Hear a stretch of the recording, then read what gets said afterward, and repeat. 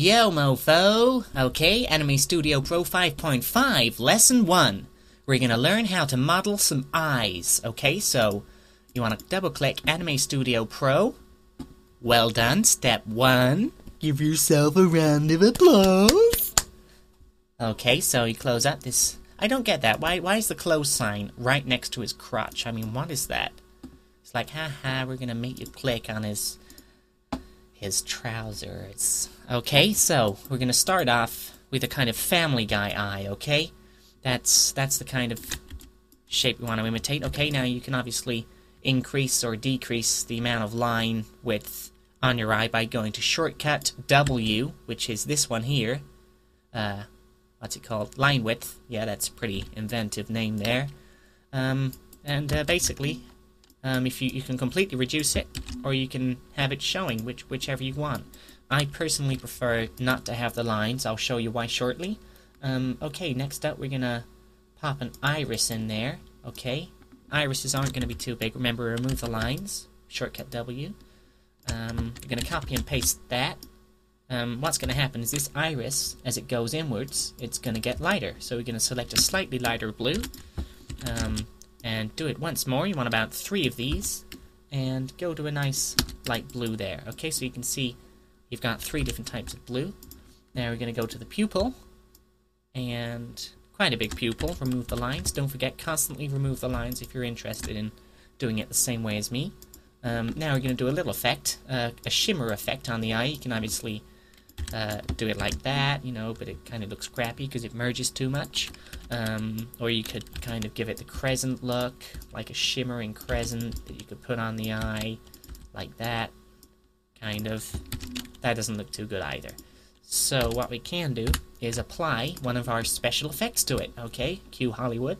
There we go, okay. Effect 1, plane, go onto that, and go down to soft edge. You want your soft edge blur radius to be about 10, and you're gonna just open up one of these circles, remove the outline because it's a soft edge, and you'll have an outline covering it.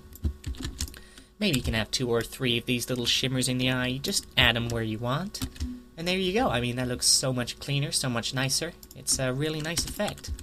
Okay, you reduce the eye of the size of the pupil as well if you want. I mean, it's basically to what you want. Okay, next up we're going to do the eyelid, so don't forget, right, first of all, remove all effects. Once you finish with a wonderful shimmery effect, remove it, okay, so go to soft edge where it says soft edge, plane. Otherwise, you're going to end up making a shape and it's going to have a soft edge on it when you don't want one, okay?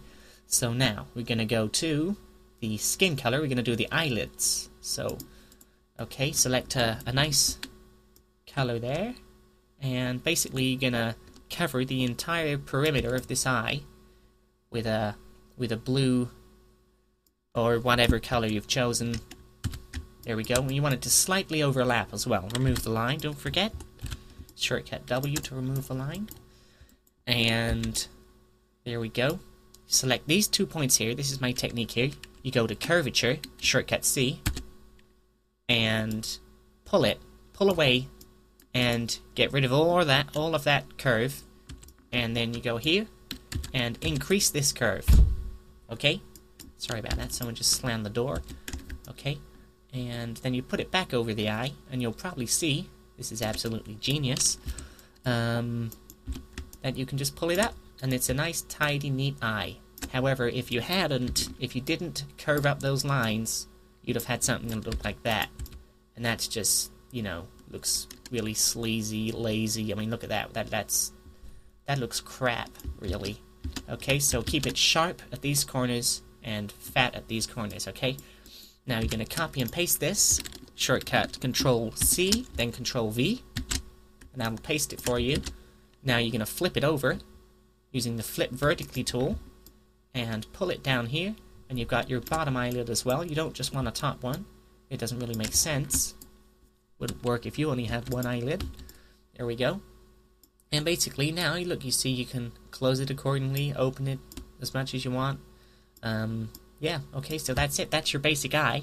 Now there's also another effect that I like to apply to these eyes, and that's get a nice dark blue, darker than the eyelid itself, darker than that, and you want to just create a nice long rectangle about that big next to the eye, and copy and paste that again. Just get rid of that, and then paste it again, because if you copy and paste it, it'll occur over this layer, okay? So it'll come over it, okay?